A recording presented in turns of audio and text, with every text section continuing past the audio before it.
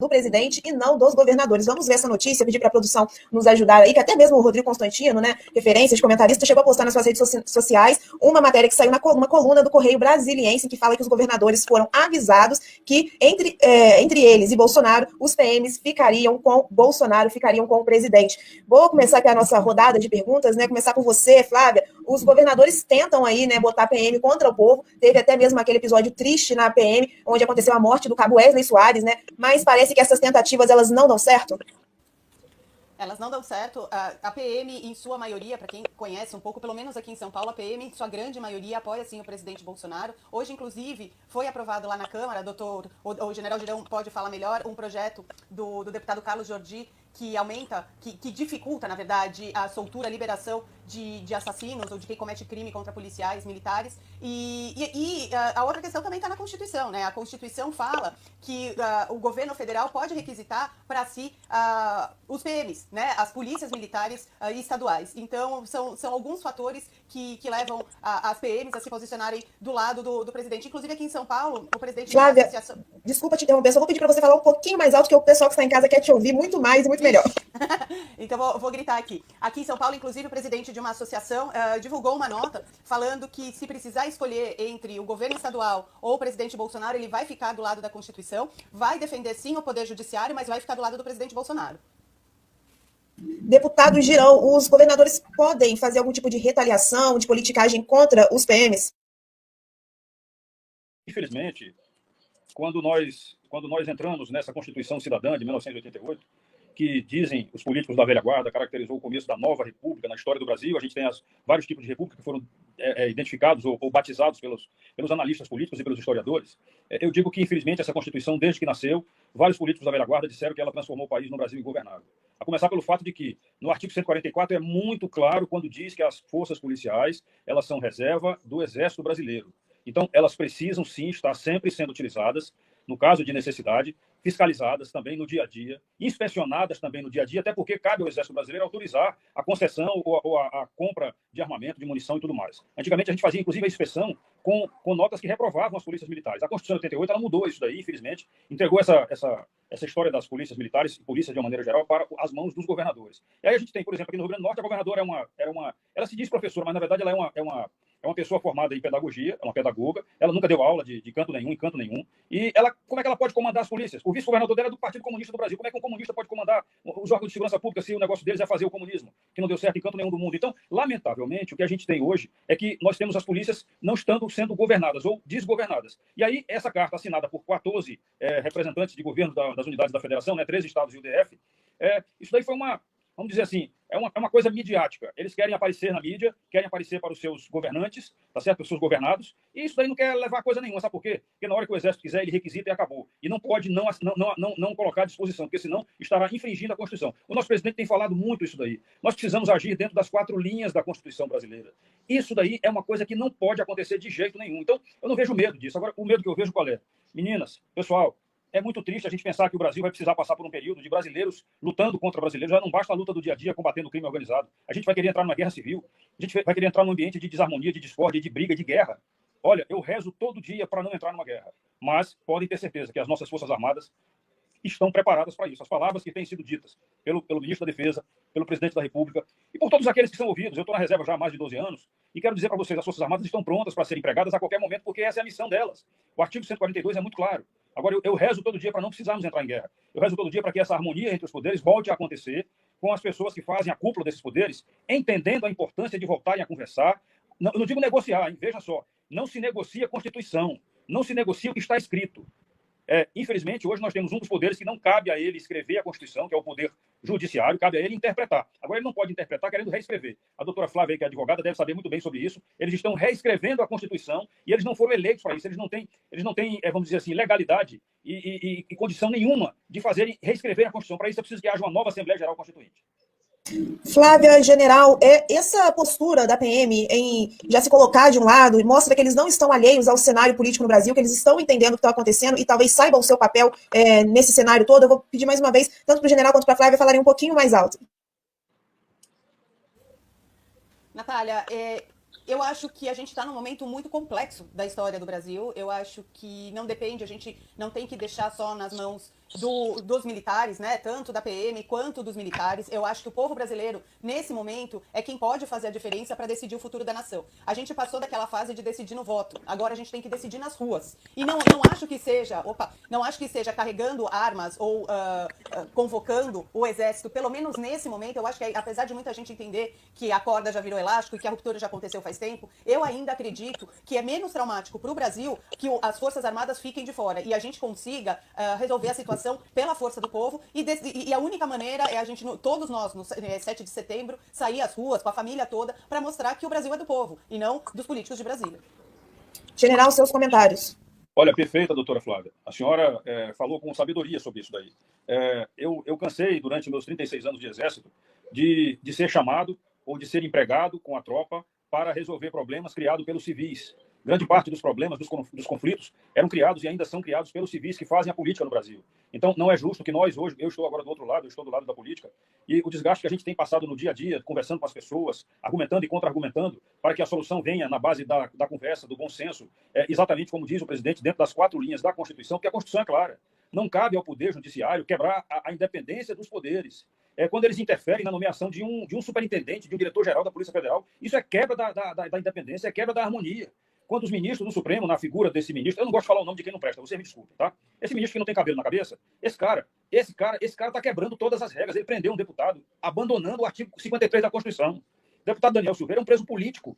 Nós estamos vivendo um período de fora da democracia, porque existe uma autocracia do judiciário. É uma ditadura do judiciário que está acontecendo no Brasil, quando você tem decisões dessa natureza. O presidente do TSE pediu a abertura de uma investigação em cima do presidente Bolsonaro, deveria ter pedido abertura em cima da minha também. Em cima de todos os brasileiros. Eu seria sei lá, cento e pancada milhões de aberturas de inquéritos em cima de cada um dos brasileiros que estão, sim, duvidando da transparência do processo eleitoral. Ele deveria ter feito isso, e não somente em cima do presidente da República. Isso é falta de coragem moral. Está querendo mostrar que é macho, está querendo mostrar que é o quê para quem? Não é por aí que a gente tem que trabalhar, não é por aí que a gente tem que exercer o nosso papel. Ele é um servidor público, aliás, desculpem, ele é um servidor público não concursado, certo? Ele foi indicado, um dedinho de alguém indicou o nome dele e ele passou na sabatina do Senado. Por isso que o presidente Bolsonaro e nós, deputados, estamos querendo que o Senado chame esses ministros para que eles possam se explicar. Isso está dentro da Constituição. Pedir que eles sejam ouvidos dentro do Senado, em função daquilo que eles estão fazendo, está na Constituição. Se a maioria do Senado decidir que eles estão corretos, a maioria do Senado decidiu. E o que é a maioria do Senado? A maioria do Senado são 42 senadores. Infelizmente, 41 senadores. Infelizmente, a população brasileira vai ver quais são os senadores que estão contra a vontade dela. Isso é democracia. Eu me rendo. Eu era a favor do voto da PEC 135, foi o segundo a subscrever. Eu fui o primeiro a subscrever. A deputada Bia e eu construímos isso daí junto. Ela foi a autora e eu fui o primeiro a subscrever a PEC 135. O que nós queríamos era transparência nas eleições. Infelizmente, nós perdemos. Ok, é da democracia. Perdiam a eleição. Depois que a gente perdeu a eleição, houve uma suspeita de que alguns votos não foram computados e tudo mais. O Infoleg, que é o nosso aplicativo da Câmara, não teria funcionado corretamente, mas, democraticamente, eu aceitei, me rendi. E, olha, a maioria da população brasileira não quer, representada pelos deputados que votaram, não quer o voto impresso saindo ali depois do voto eletrônico. Pronto. Agora, os eleitores estão vendo quem votou contra. E vamos continuar, né, dar mais um giro de informação pelo Brasil.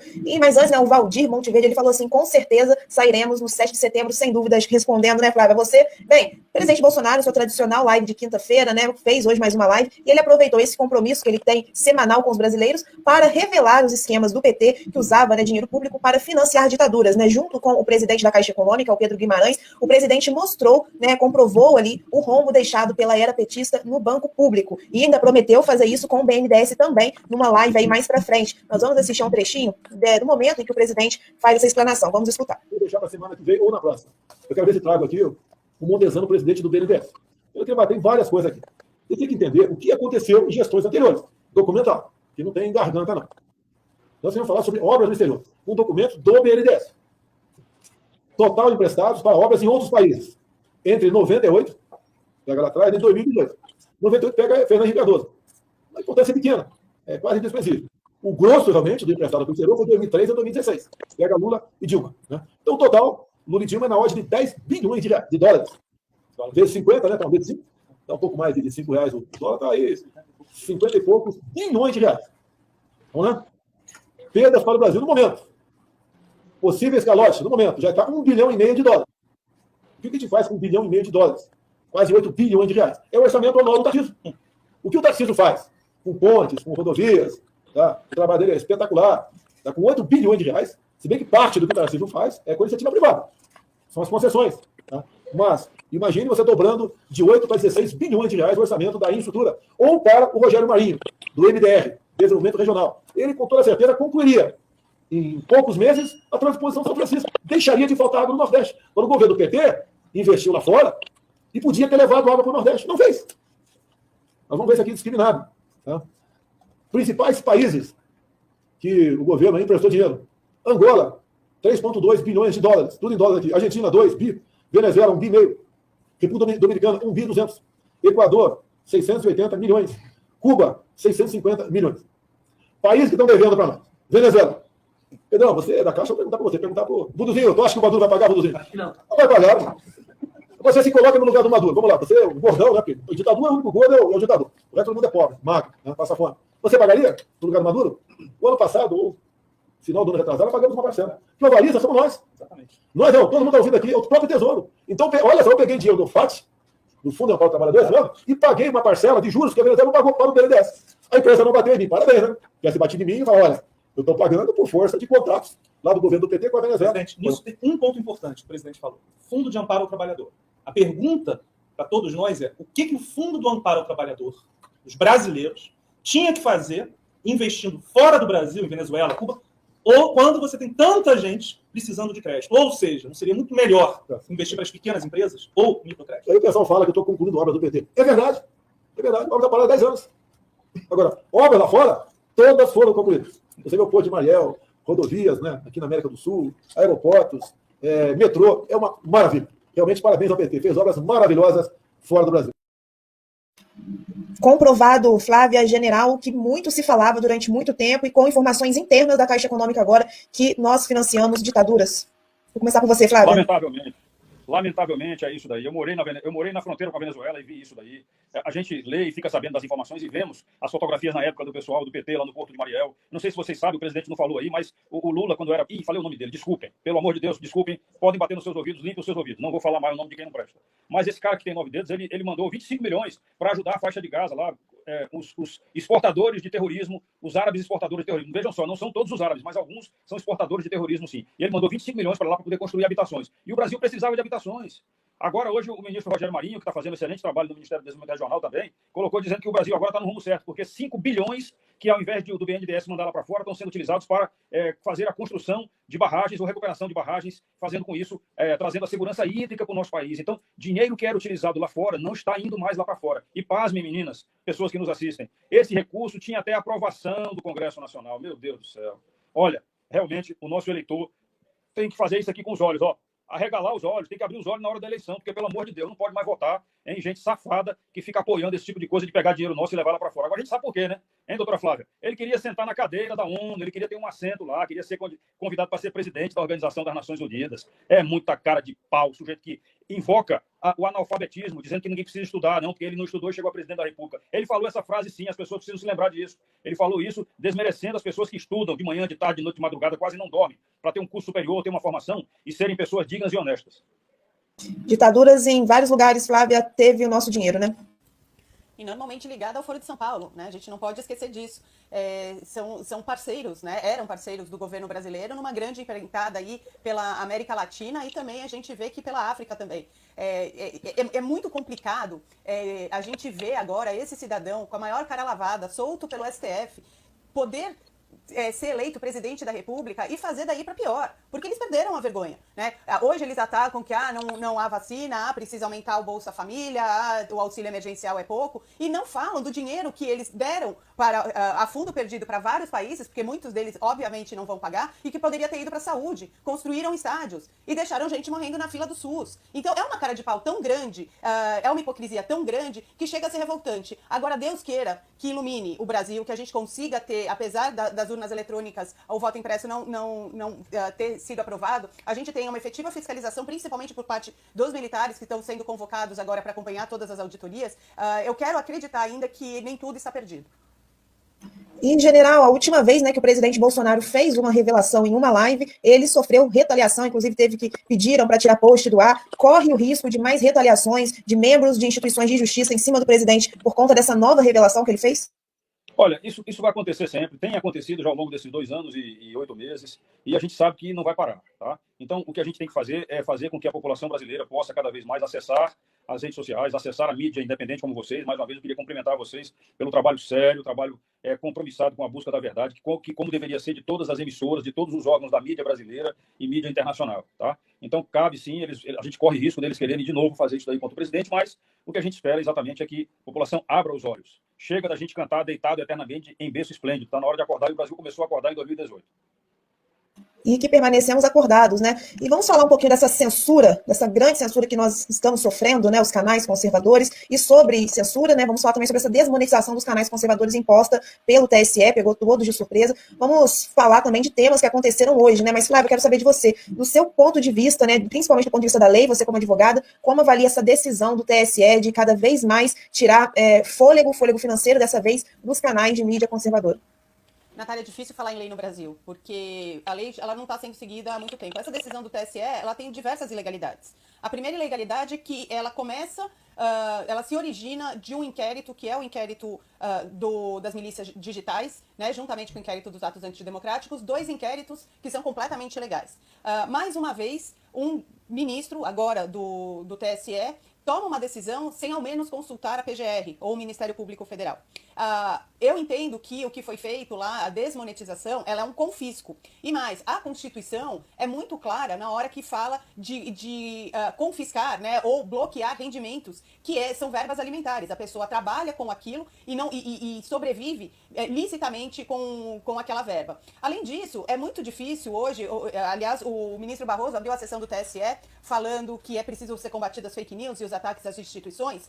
O governo cubano ontem sancionou uma lei falando a mesma coisa, que vai mandar prender quem faz fake news e ataca as instituições. E a pergunta é, qual a tipificação penal de fake news? Quem que decide o que é fake news ou não? Para mim, esse é o cerne da questão. Quem que está habilitado a discutir o que é fake news? E por que o ministro do Supremo acha que aquilo é fake news, ele pode passar a caneta, desrespeitar todo o ordenamento jurídico e confiscar e perseguir? Porque o crime de opinião, todo mundo sabe que é completamente contrário à liberdade de expressão, que não está só na Constituição, está no Pacto de São José da Costa Rica, que é ainda superior à Constituição, tratado mundial que o Brasil é signatário. Então, são tantas irregularidades, tantas ilegalidades, mas me chama a atenção uma coisa, eles agora, até por estratégia, Natália, e para se proteger, a gente vai ver cada vez mais esse tipo de decisão saindo do foco do ministro Barroso e do ministro Alexandre de Moraes e sendo dado por outros ministros, para ter uma aparência de legalidade como se aquilo fosse um consenso no judiciário brasileiro. E aí está o perigo. Quando a gente deixa de ter 2 ministros só cometendo essas ilegalidades e isso passa a ter toda uma cúpula do judiciário fazendo, aí não tem muita negociação. Aí não adianta só o impeachment de 2 ministros. Aí a gente vai ter que pedir o impeachment de todos, porque lei é lei e eles têm que respeitar. Excelente, Flávia. E olha, em mais um, né, desses episódios que nós vamos vendo cada dia, diariamente, de arbitrariedades, mais um, né, o senador Humberto Costa, do PT, pediu que Gustavo Gaia entre na lista de investigação da CPI da pandemia, né? E também tivemos a conta do Bernardo Kirsten, né, desmonetizada no Twitter. Bem, vamos assistir primeiro um videozinho do general, né, que ele fala, dá uma palavra ali, fala sobre esse assunto das desmonetizações e a gente já volta para comentar. Prioritariamente, senhor presidente, conversar sobre censura nas redes sociais. Ontem, uma decisão do TSE, essa justiça eleitoral está precisando ser acabada. A gente tem que extinguir a justiça eleitoral no Brasil. A justiça tem que ser uma só, não tem que ter uma justiça só para isso. Para cada 2 anos eles trabalham nas eleições. E mesmo assim não estão fazendo direito, porque na hora de aperfeiçoar o sistema eleitoral, estão fugindo desse aperfeiçoamento, fazendo lobby e conseguiram derrubar a tentativa nossa de ter um voto mais transparente, um voto mais confiável, que pudesse ser auditado, contado manualmente. Então, a justiça eleitoral ontem resolveu caçar a monetarização das redes sociais. Tá certo? Então, YouTube e outras redes sociais que recebem recursos para sustentar algumas redes sociais, alguns blogs, eles estão caçando. E, infelizmente, somente foram caçadas essa monetização, somente foram caçadas páginas que são de conservadores. Engraçado, né? Eu acho interessante isso daí. Da oposição e da esquerda nenhum foi. Que danado é isso? É muita parcialidade que a justiça brasileira está adotando. Quando você tem uma justiça parcial, isso não chama justiça, chama-se injustiça. E a gente precisa combater isso daí. Então, muito obrigado pelo tempo. Eu agradeço muito que a população brasileira que está nos assistindo decida sobre isso daí e dá o troco nas urnas no ano que vem. Muito obrigado, senhor presidente. General, eles estão mirando nos conservadores, 1 a 1, na tentativa de causar medo aos que estão lutando pelo Brasil? Exatamente isso. Eles miraram as suas metralhadoras contra nós, contra a mídia conservadora, e a gente sabe muito bem que isso precisa de uma reação. Então, como já falou a doutora Flávia no começo, eu estarei, inclusive, indo para a Avenida Paulista, porque nós decidimos, os deputados conservadores da base do presidente Bolsonaro e outros que não são da base, mas também são conservadores, são a favor, deputados e senadores, vou expandir também para os senadores. Nós estaremos indo, sim, para a Avenida Paulista, porque será, talvez, a maior manifestação já vista na história do Brasil. Nós precisamos mostrar para essas autoridades que eles não mandam no país. O Supremo Tribunal Federal, ele, ao invés de ser supremo, ele está se declarando absoluto. Isto é, está acima de todos, inclusive de Deus. Tá certo? Então, a gente precisa, sim, mostrar isso nas ruas. Vamos, sim, continuar mostrando isso daí nas ruas. A população brasileira não vai se cansar de exigir. Não queremos o socialismo, não queremos a volta de marginais no poder, não queremos a volta de bandidos no poder. Vocês devem ter visto o vídeo que rolou essa semana passada e foi reprisado de novo essa semana que estamos terminando, de um marginal também desse Partido dos Trabalhadores, dizendo que nós erramos ao provocar a facada no presidente Bolsonaro. Isso é um absurdo. E eu não vi ainda nenhuma justiça querer investigar isso daí. Eu não vi a OAB levantar uma bandeira.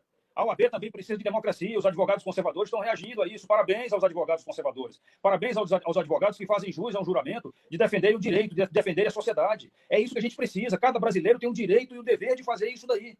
Lamento muito a passividade ou a cumplicidade de algumas instituições por parte de seus integrantes. Eu digo para vocês com tranquilidade da minha alma, eu nunca me senti tão envergonhado em relação à representatividade do Supremo Tribunal Federal como agora. E aí eu peço à doutora Flávia, esses 11 ministros aí do Supremo, tirando esse último que foi indicado agora, os 10, que menos um que já saiu, 9, esses caras foram indicados por gente da esquerda, gente com viés socialista, comunista, vinculados sim ao Foro de São Paulo. Isso é lamentável.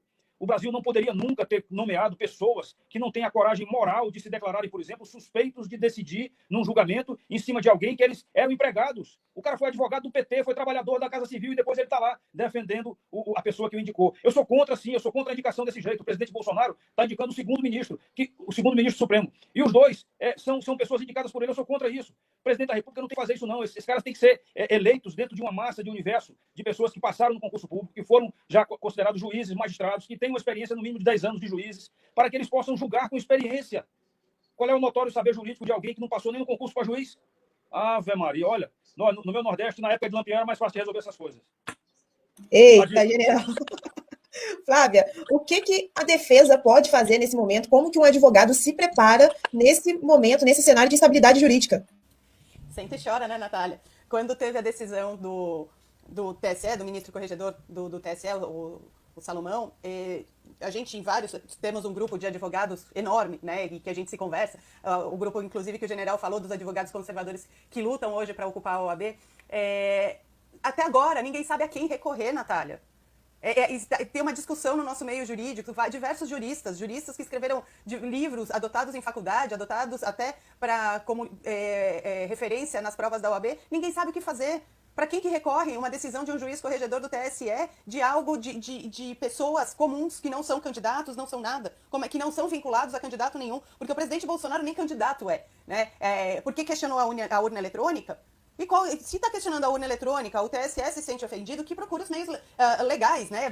E eles não têm foro privilegiado. Faça uma representação, faça uma ação na primeira instância. Agora, o que acontece é que nós também estamos perdidos. Muitos cobram dos advogados, os advogados têm que agir, os advogados têm que lutar. Mas veja no caso do Roberto Jefferson, por exemplo. Ele foi preso por uma pessoa, por um ministro que ele deve dinheiro. O Roberto Jefferson perdeu recentemente, em segunda instância, uma ação movida pelo seu Alexandre de Moraes. Eles são inimigos. O Alexandre de Moraes tinha que se declarar suspeito. Como é que pode isso? E ainda sem passar pelo Ministério Público. E ainda toda essa questão, se ele mentiu na decisão de que o Ministério Público respondeu ou não o pedido, né, de prisão. Como é que pode? A quem recorrer? O grande problema hoje é isso. A quem nós podemos recorrer dessas ações dos ministros do Supremo? A gente tem visto diversas vítimas procurando a Corte Interamericana, tanto em Nova York como na Costa Rica, esperando alguma saída milagrosa, porque realmente não tem muito o que se fazer do ponto de vista jurídico. General, dentro do regimento, né, nós vimos aí, eu falei, né, há pouco, que o Gustavo Gayer agora está sendo alvo aí de investigação da CPI da pandemia, e nessa não é uma dos primeiros erros e arbitrariedades. Dentro do regimento interno, o que pode ser feito contra esses erros, contra as falhas da CPI? Olha, você sabe de uma coisa, eu estava precisando até complementar aí o que a doutora Flávia falou. Complementar não, só reverberar o que ela falou. É interessante demais, porque nós, infelizmente, a gente não pode reclamar nem com o Papa. Você lembra daquele ditado? Não, vai reclamar com o Papa, vai reclamar com o bispo. A gente não pode reclamar com o Papa porque o Papa parece que né, também tem um viés assim meio complicado aí de algumas liberações pouco conservadoras, né? Talvez esquecendo um pouco da palavra de Deus aí, que a família deve ser a prioridade em tudo. Então, lamentavelmente, a gente está vivendo esse momento aí. Agora, essa censura que nós estamos passando, eu fico pensando só, e vocês me desculpem, se todos esses processos abertos pelo poder absoluto do Supremo Tribunal Federal tivessem sido, invocando a Lei de Segurança Nacional, tivessem sido por meio do ministro da Justiça e o presidente da República. Nós estaríamos já denunciados até em Marte, até num planeta que não tem vida ainda, pelo menos que a gente saiba. Tá certo? Então, essa é uma verdade. A gente tem, sim, que demonstrar o nosso poder de população, o nosso poder soberano do povo e irmos às ruas reclamar. E eu peço todo dia, rezo todo dia para que a sabedoria salomônica possa estar na cabeça das pessoas hoje, que conduzem os destinos do nosso Brasil, para que nós não entremos numa guerra civil, para que nós tenhamos uma solução pacífica disso daí tudo. Agora, como já falou a doutora Flávia, infelizmente, a gente não vislumbra uma possibilidade de uma solução que não tenha, por exemplo, algumas ranhuras, tá certo? Em função de um Supremo Tribunal Federal que faz um ativismo político partidário descarado e que rasga, assim, os princípios do direito. Se eu hoje fosse professor de direito, eu estaria com dificuldades de dar uma nota baixa para um aluno que dissesse que a Constituição pode ser relativizada. Essa palavra, ela deveria ser banida da nossa sociedade, do nosso vocabulário. Porque a gente está ouvindo alguns ministros dizerem não, a Constituição foi relativizada quando o deputado ameaçou um dos ministros do Supremo. Ele invocou o regimento interno para dizer que o Supremo Tribunal Federal é onipresente. Ora, a onipresença é uma capacidade, é um poder divino. A gente aprendeu isso aí no catecismo quando era criança. Ninguém pode estar em todos os lugares do mundo ao mesmo tempo. Então, a onipresença não é da raça humana. Ela está acima de nós. E os caras se consideraram onipresentes. E, por causa disso, hoje eles estão abrindo procedimentos em cima do regimento interno como se fosse Deus de tudo. Então, é lamentável, sim. Nós precisamos de uma solução. E o presidente da República tem, sim, que chamar a responsabilidade este poder da República para que ele possa agir. Se não existe sensibilidade, se não existe senso de justiça dentre eles, então que a sociedade se organize e cobre isso daí deles, para que eles se sintam envergonhados. Eu não sei se vocês repararam, nós já estamos vivendo um período que esse cidadão lá dos 9 dedos, ele está fazendo um passeio, um tour político, está fazendo campanha política antecipada, viajando pelo Nordeste brasileiro. Parece que está no Piauí, no Maranhão, e vai chegar aqui no Rio Grande do Norte dia 24. Eu já falei, ele não é bem-vindo.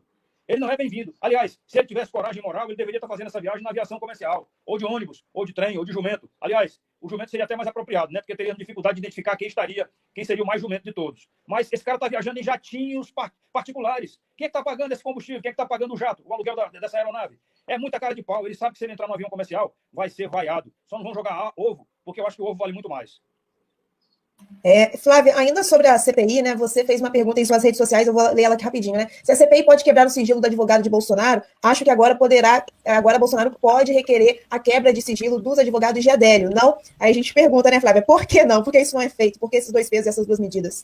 Natália, existe uma vedação legal de quebra de sigilo de advogado. Aliás, o advogado da Precisa ontem usou esse argumento com toda a razão de que ele possui um sigilo profissional, né? Um sigilo funcional para responder as perguntas. É mais ou menos como quebrar o sigilo de uma fonte, né? De um jornalista para saber quem é a fonte. Agora, a CPI, ela não está nem aí para a lei, né? Ela está passando por cima, quebrando o sigilo, fazendo tudo o que tem vontade, vazando, inclusive, informações. A outra pergunta que eu fiz e que eu ainda não entendi, pode ser que tenha alguma explicação razoável, mas eu ainda não entendi. Foi votado somente hoje a quebra de sigilo, tanto do Jornal da Cidade como do Alan. E hoje de manhã já tinha notícias de que o Alan movimentou dinheiro, enviou dinheiro para os Estados Unidos, coisa completamente corriqueira, ilícita. Para você fazer um envio de dinheiro para o exterior, você tem uma série de procedimentos que tem que ser cumpridos, e ainda mais via banco. Quando você quer enviar dinheiro ilegal, você não envia via um banco oficial. Só que isso já vazou para a imprensa com a conotação de que fosse alguma coisa legal. Mas como que vazou para a imprensa antes de ser votada a quebra de sigilo?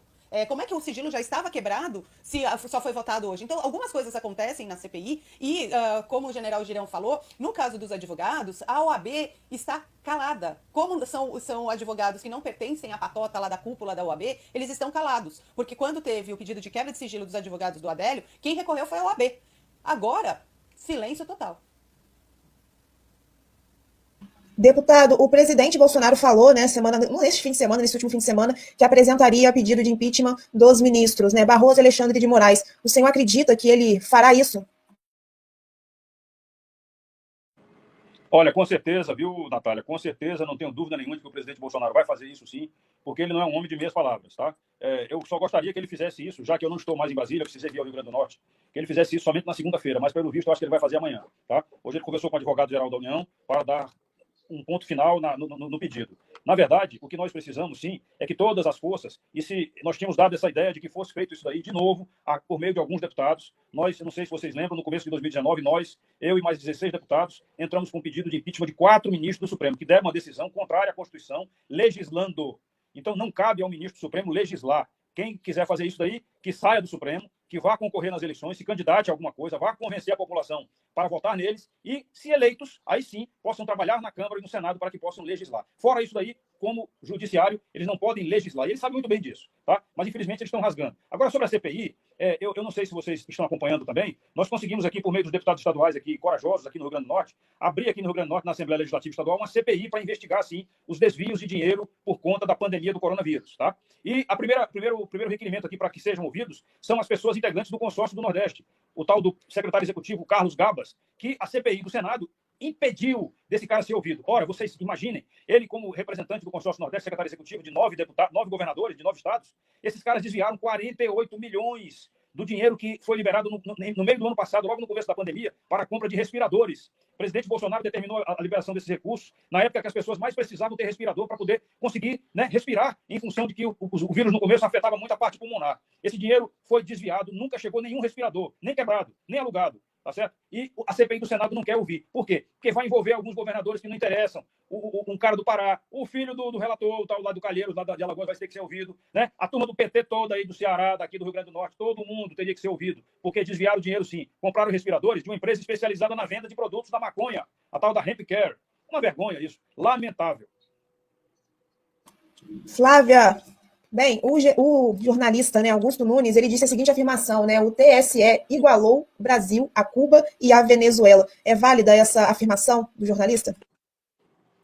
É válida, se é válida. Basta ver a lei aprovada em Cuba e ver se ela não está sendo aplicada já no Brasil. O TSE, não só o TSE, viu, Natália? O Alexandre de Moraes, ministro Alexandre de Moraes, junto com o ministro Barroso, tem feito a perseguição às vozes contrárias, assim como acontece nas ditaduras. E agora também com o apoio e com o suporte ainda mais perigoso, no meu ponto de vista, mais ditatorial, do que está sendo feito na CPI da pandemia. Hoje, o senador Randolfo Rodrigues comemorou nas redes sociais, falou que comemorou a quebra de sigilo, falando que quando a notícia trata sobre vidas, não é uma questão de opinião. Quando coloca vidas em risco, não é uma questão de opinião, é uma questão, é crime. E eu ainda questionei o senador nas redes sociais, falei, então, bom, se a gente não pode falar em tratamento precoce, em combate à pandemia, não pode discutir a respeito disso nos canais e nas redes sociais, então ninguém vai poder discutir mais a discriminação da maconha ou a questão do aborto, porque parte do mesmo princípio. Então, vamos parar de discutir diversos assuntos. E, obviamente, não. Eles querem que a gente não discuta o que eles querem impor, mas eles podem discutir o que hoje já é uma realidade. Eles querem continuar discutindo ideologia de gênero nas escolas. Eles podem continuar discutindo livremente nas redes sociais, mas nós não podemos discutir mais nada. A gente tem que acatar as ordens deles. Olha, estamos falando tanto de censura nesse bloco, né? Deixa eu confirmar essa informação para vocês aqui. Bernardo Kirsten tem seu perfil no Instagram desativado. Bernardo usou, inclusive, uma outra conta em outra rede social para comunicar o ocorrido. Ele disse o seguinte: sem aviso ou explicação, Instagram acaba de desativar minha conta com quase 400 mil seguidores. Coincidência ser no mesmo dia em que a CPI circense aprovou a quebra do meu sigilo bancário. Comentário de vocês, queridos, começar por você, general. O termo CPI circense, né? A gente, às vezes, ofende algumas pessoas, né? Eu tenho todo o respeito por quem faz circo.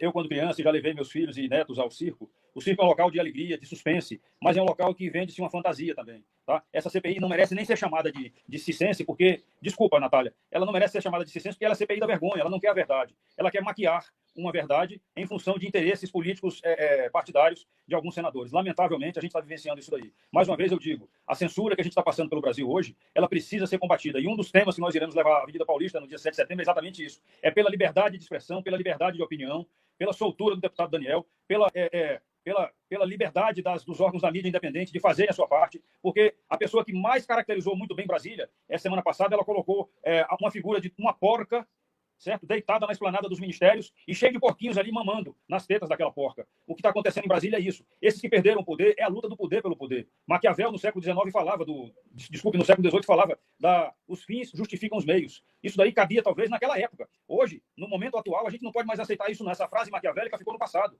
ela hoje é considerada um aspecto negativo. Nunca os fins podem justificar os meios. Então a gente precisa, sim, lutar contra essa censura. Eu espero que a população possa compensar essa falta de visão de alguns órgãos, de algumas instituições do nosso país que, infelizmente, hoje estão caladas. Eu cobrei responsabilidade da maçonaria, cobrei responsabilidade de várias outras instituições ou associações ou órgãos que defendem interesses classistas. Nós precisamos demonstrar que a população brasileira, de maneira geral, está contra isso daí, tá bom? Então, não a censura, vamos sim lutar pela liberdade. E podem ter certeza, eu jurei defender a bandeira do Brasil quando tinha 17 anos. Hoje eu já tenho 66. Continuo com o mesmo juramento. Ninguém vai me tirar essa vontade. Flávia, quer comentar essa questão do que aconteceu com o Bernardo? Faz parte dessa caça às bruxas que está acontecendo com os conservadores. Natália, se você me permite, até complementando o que o general falou, quando a gente faz a convocação do povo para ocupar as ruas em 7 de setembro, a gente não está descartando a necessidade, em casos extremos, de um poder moderador, que o próprio STF já se adiantou falando que não é poder moderador nenhum. Então, existe sim uma chance de haver qualquer reação das Forças Armadas para proteger o Brasil no caso de uma reação extrema, mas eu ainda quero acreditar que toda essa situação, toda esse cala-boca, tudo isso que está acontecendo, possa ainda ser resolvido quando o mundo entender que o governo brasileiro tem apoio da sua população. Não é à toa, por exemplo, que o secretário de Segurança americano veio para o Brasil. Não é à toa que muitas movimentações geopolíticas estão acontecendo aqui na América do Sul, tendo o Brasil como foco. E por isso faz parte de todo esse processo, inclusive de proteção de território, a gente mostrar que o poder emana do povo, que o povo quer que se respeite a Constituição, que todo mundo jogue nas 4 linhas, porque se não jogarem, aí sim o presidente está autorizado pelo povo brasileiro a tomar uma atitude mais enérgica. Não adianta a gente esperar que o presidente tenha que tomar uma atitude mais enérgica se a gente não mostrar que realmente é o povo que manda no país. E para isso precisa estar todo mundo ocupando as ruas do Brasil. E quem puder vir à Avenida Paulista para mostrar a força de quem defende um governo que ninguém conseguiu até agora encontrar uma agulha de corrupção. Perfeito, Flávia. Bem, vamos para mais um giro aqui de notícias, né? Fux pressiona Pacheco para sabatina em André Mendonça, né? No encontro que ocorreu ontem entre o presidente do Senado, o Rodrigo Pacheco, e o presidente do STF, Luiz Fux, Fux pediu que Pacheco agilizasse a sabatina de André Mendonça no Senado, que foi indicado pelo presidente Bolsonaro. A justificativa seria melhorar a relação entre os poderes. Pergunto para vocês, começa pelo senhor general. Acredita nessa justificativa ou haveria algum outro motivo? Olha, todo e qualquer esforço que venha a ser feito para diminuir essa tensão que estamos vivenciando é melhor. É melhor para a economia, é melhor para nós, conservadores, é melhor para a população brasileira de maneira geral, certo? E é melhor para o clima na América do Sul também. A América do Sul está apreensiva em relação ao que está acontecendo no Brasil. Agora, o que acontece, infelizmente, é que nós sabemos que, repetidamente, as sabatinas feitas pelo Senado Federal, elas não demonstram realmente uma sabatina. Elas demonstram uma guerra ideológica, uma guerra político-partidária, tá certo? Em função desse processo de escolha. A regra do jogo ainda é essa. Eu gostaria de que essa regra fosse quebrada, que ela venha a ser quebrada. A gente já tentou mover alguma coisa lá na Câmara dos Deputados, mas, infelizmente, a resposta que recebemos foi o seguinte: na próxima legislatura, se você for reeleito, traga essa demanda para nós que a gente vai discutir. Então, a gente precisa, sim, ter algumas bandeiras no ano que vem, durante a campanha eleitoral, e uma delas vai ser a mudança do processo de escolha do Supremo Tribunal Federal. Porque estamos cansados de termos pessoas que participaram de um processo ideológico, tá certo? Pessoas que estão devidamente embriagadas de uma ideologia político-partidária que não representa a sociedade brasileira. Vocês devem saber muito bem, o comunismo já tentou se implantar no Brasil desde o começo do século passado. Várias foram as tentativas, todas elas muito bem rechaçadas pela maioria da população brasileira. Algumas vezes tivemos que pegar em armas para isto. 1935 foi um grande exemplo disso daí. Aqui no Rio Grande do Norte nós tivemos embates, sim. Temos até hoje um prédio que foi totalmente metralhado aqui, que era da força pública aqui, da Polícia Militar, tá certo? Mas eles foram rechaçados depois de ter uma primeira vitória no primeiro combate. Depois eles foram derrotados. E no final das contas também foram derrotados no Rio de Janeiro, Recife, em todos os locais que tentaram implantar. Em Xambioá, em Marabá. Essa é uma realidade do Brasil. Então, se eles quiserem ousar de novo implantar um regime com essa característica, vão ter que responder às Forças Armadas, sim. O presidente da República já foi claro em relação a isso. E esse cara dos 9 dedos, essa semana andou dizendo aí eu acho que ele devia ter tomado umas depois que ele pegou... Quando ele pegou o microfone, ele já devia estar meio embriagado. Aí ele, de um jeito assim, aquele jeito dele de falar, que parece que realmente ele está sempre embriagado, né? Ele disse que as Forças Armadas, ele só vai falar com elas depois que ele for eleito. Rapaz, o cabo é muito pretencioso mesmo. Pense no cabo pretencioso. Deixa o futuro acontecer. Vamos lá. Vamos lá, Flávia, você acredita que existe um ambiente favorável aí para que André Mendonça entre para o STF? Acho que não, Natália, acho que não. E na verdade, de um lado causa estranheza que primeiro a sabatina agendada vai ser a do Aras, mas analisando e percebendo algumas movimentações, é possível perceber que isso pode ser uma tentativa de que, caso o André Mendonça não passe na sabatina do Senado, o nome escolhido como substituto não seja o Aras, porque o Aras também tem muita rejeição por ser uma pessoa que eles consideram, eu não considero, mas alguns senadores consideram procurador aliado do presidente Bolsonaro. Para mim, o Aras ele é somente um procurador que tem feito o seu trabalho com cautela. Ele, por algumas vezes, inclusive, foi contrário ao governo federal e o que, para mim, mostra a imparcialidade. Agora, Natália, tudo isso que está acontecendo, tudo já visando a eleição de 2022. Uma das coisas que mais desespera a esquerda, né, e a oposição do presidente Bolsonaro, e por isso que o Rodrigo Pacheco diz que não vai pautar o impeachment dos ministros, imagina se caem 2 ministros, se 2 ministros são empichados no Senado, o presidente Bolsonaro tem a chance de escolher mais 2 ministros, né? Então, imagina o desespero dessas pessoas de ter, de repente, numa legislatura só 4 ministros indicados pelo presidente Bolsonaro. É um jogo político muito complexo, é um jogo político que é preciso agir com sabedoria, com racionalidade, a gente não pode agir com fígado. Eu sei que muitas vezes é difícil, é preciso ter paciência, a gente quer resolver rápido, eu vejo muita gente sem dormir à noite, mas não tem jeito, é um jogo que é preciso ter muita estratégia para conseguir vencer. Em relação ao presidente Lula, como o general Girão falou, que ele vai conversar com as Forças Armadas somente quando for eleito, ou ele não vai conversar nunca, ou ele vai conversar quando for preso de novo. Nós torcemos, acho que para a segunda opção, viu, Flávia? Pelo menos a maioria aqui do pessoal que nos assiste possa arriscar esse palpite. Bem, o ex-presidente, né? Hein, Flávia? Doutora Flávia, o ex-presidente, né? Não, ex-presidente Lula. Um termo presente, um título presente para ele é marginal. Ele hoje é marginal, agora é ex-presidente. Não é ex-marginal, não. Ele não é ex-marginal, não. Ele roubou. Uma vez marginal, sempre marginal. Ele foi solto, mas ele é ladrão, sim, então ele roubou. Ex-presidente, atual marginal. Melhorou, deputado? Bem, vamos seguir um pouquinho mais aqui. A Controladoria Geral da União encaminhou, nesta semana, à CPI da pandemia, um documento que aponta prejuízo potencial ao erário de 164 milhões em 53 operações entre março de 2020 e abril de 2021, envolvendo possíveis irregularidades na utilização de recursos para o combate do novo coronavírus. Começar pelo senhor deputado, com essa documentação nas mãos da CPI, não deveríamos ter uma investigação mais séria? Pois é, você tem razão. O problema nosso é que a CPI não quer investigar. A CPI já tem um relatório pronto desde o começo, tá certo? E a nossa sorte é que nós temos alguns senadores que eles se consideram senadores independentes. É claro, a gente está numa briga como se tivessem sempre 2 lados gladiando entre eles. Aí tem um grupo de senadores que se dizem independentes. Eles não se consideram como base do governo. Mas esses senadores querem a verdade. Eles querem, por exemplo, que o consórcio do Nordeste seja chamado à CPI. E a CPI não aceitou. Desses 160 e poucos milhões aí, 48 milhões foi exatamente o consórcio do Nordeste que desviou. Então, essa é uma realidade que a população brasileira quer saber.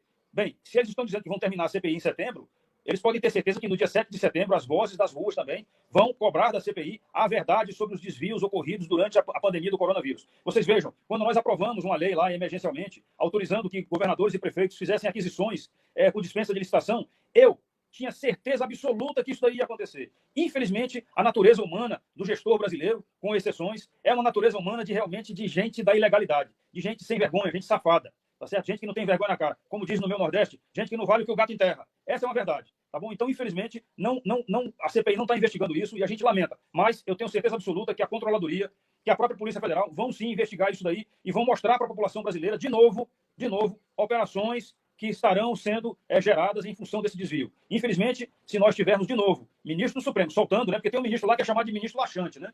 Não sei se você já ouviu falar esse termo. O processo bateu na mão dele, ele solta as pessoas que estão envolvidas naquele processo. Então, essas pessoas serão sim indiciadas, serão levadas a julgamento. Eu espero que elas sejam condenadas, porque é um absurdo terem roubado dinheiro público na época mais crucial que as pessoas precisavam desse dinheiro para sobreviver. Esses sim são os verdadeiros genocidas, e não quem enviou dinheiro. A frase que a gente tem falado é: genocida é quem desvia, não é quem envia dinheiro público. Flávia, queremos ouvir seus comentários também, suas considerações. Natália, para mim, quem desvia a verba da saúde devia responder não só por corrupção, mas também por homicídio. Se tem um dos crimes mais cruéis é você tirar a chance da pessoa salvar a sua vida através de um leito de hospital, de remédios, e ainda mais numa pandemia. Um gestor que rouba dinheiro em plena pandemia, com tantas mortes, deveria ter uma pena de muito mais que 30 anos, devia ficar na cadeia para sempre, apodrecendo, enquanto as famílias, porque as famílias estão sem seus entes queridos, né? Para mim, eles deveriam responder por homicídio por cada morte que causaram com esse desvio. Para mim, é inaceitável alguém desviar dinheiro da saúde e da educação. inaceitável e inadmissível mesmo, Flávia. General, deixe, por favor, um recado aí para os brasileiros que nos acompanham, brasileiros que estão preocupados, como a Flávia falou aqui, alguns que nem dormem. Deixa um recado para eles aí, por favor. Olha, o meu recado final seria pedir a todos que, no dia a dia de suas vidas, procurem praticar a palavra respeito, sabe? A palavra respeito, ela deveria existir, talvez cravada na porta de entrada e na porta de saída, né, do lado da saída, da casa de cada uma das pessoas no Brasil. Né? Falta muito respeito e a gente, por conta dessa falta de respeito, você tem lugares destinados às pessoas de idade sendo ocupados por jovens, nos ônibus, nos trens, nos metrôs da vida. Você tem pessoas jovens agredindo pessoas de idade simplesmente porque não tem paciência, não tem tolerância. Então, guardem a palavra respeito e coloquem como sendo, talvez, tão importante quanto o ar que vocês respiram, uma outra palavra chamada liberdade. O Brasil não pode nunca prescindir da palavra liberdade. O brasileiro não pode nunca. Nós pacificamos o nosso país e temos um país com dimensões continentais, um dos 5 maiores países em termos de área continental do mundo, e nós, sim, precisamos valorizar a palavra liberdade acima de qualquer outra coisa, porque é exatamente em função da liberdade que nós hoje somos o que somos. É em função da liberdade que os bandeirantes, como o Borba Gato, que foi queimado um dia desses por um bando de terroristas na cidade de São Paulo, esses bandeirantes, por conta dessa liberdade, conseguiram fazer a marcha para o oeste e ampliar o nosso país, buscando riquezas e buscando ampliar o nosso território. É exatamente em função da liberdade que hoje nós somos o que somos. E essa liberdade foi conquistada com a mente das pessoas e com as armas garantidoras das nossas Forças Armadas. Eu rezo todos os dias que não seja preciso o uso das armas de novo, mas se for, que as nossas Forças Armadas possam pacificar o nosso país, porque continuar do jeito que está se tornando impossível. A gente não consegue mais assistir uma partida de futebol para ver um time do coração jogar, preocupado com a falta de segurança, preocupado com a agressão de um com o outro, pela falta de respeito e pela falta de liberdade. Então, muito obrigado a vocês mais uma vez por fazer esse jornalismo independente, esse jornalismo sério, esse jornalismo corajoso de enfrentar, sim, as raias da censura praticada pela absoluta corte do STF, mas parabéns a vocês por terem, acima de tudo, defenderem os nossos princípios e valores do país. Tá certo? Muito obrigado. E, doutora Flávia, foi uma satisfação muito grande poder estar junto com a senhora aqui nesse momento. Prazer foi meu, general. Olha, quero muito agradecer ao deputado federal, general Girão, e também à advogada Flávia Ferronato por nos acompanharem aqui, nos esclarecerem sobre tantas coisas que têm acontecido no Brasil. Posso só claro, dar uma informação de última hora? Acabaram de me avisar que os canais do Lisboa, do Alberto Silva, os perfis no Twitter de alguns conservadores foram derrubados.